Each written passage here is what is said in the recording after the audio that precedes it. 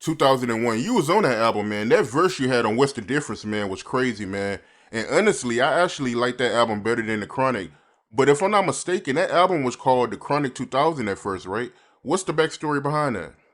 I think at the time, um, there was something to do with the him naming the album the Chronic, and then Death Row was gonna drop an album of the same title at the same time, and then that's how it switched over to Chronic 2001.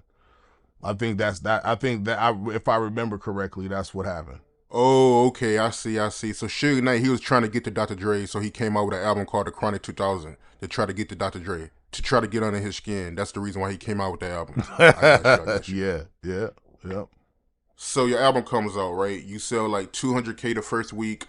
You got the single X. Love that song, man. I remember seeing that music video for the first time on MTV. And Eminem, he having success with his album. Dr. Dre, he comes out with 2001. You and Suge Knight, did y'all have any interaction around that time? Not much interaction with Suge Knight.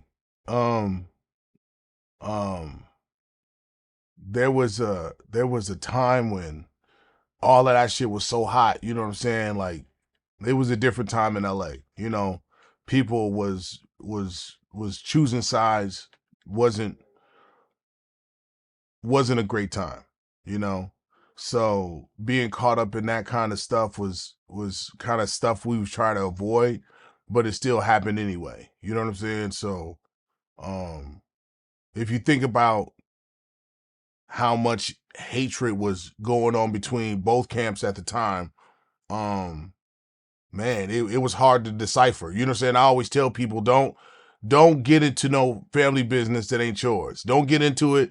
If the Long Beach niggas is tripping on each other, let them trip on each other and don't pick no side, because eventually they're gonna be friends and then you're gonna be the nigga left out because you didn't pick the side and now they both hate you. So so I learned to, kind of stay in my position, which was to be an artist and to be part of the movement. You know what I'm saying? And speaking with Dre, speaking with Snoop, speaking with, everyone else at the time, it was some shit, you know what I'm saying? But I feel like, Dre's best advice was, um, that has nothing to do with you.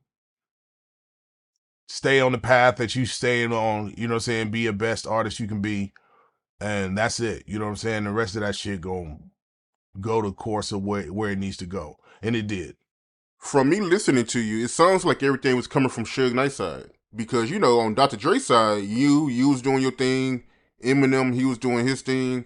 Dr. Dre, he was doing his thing with 2001. So, it sounds like all the bitterness and hate was coming from Suge Knight's side, man. Yeah, I think it was look, dude, it was very powerful people having issues with each other. You know what I'm saying? And the collateral damage, you know what I'm saying? Some people didn't make it through that shit. You know what I'm saying?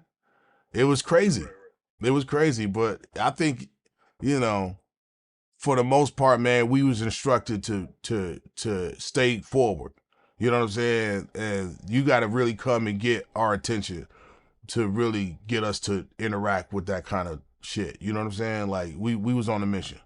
Yeah, shout out to Dr. Dre, man. Like, just everything I hear about Dr. Dre. I just did an interview with DOC, and I was talking to him about when Dre left Death Row or whatever, and they was taking shots at him. He really didn't want to get involved. So shout out to Dr. Dre. He really ain't about the drama and Yeah, all that, man. He just want to work. right.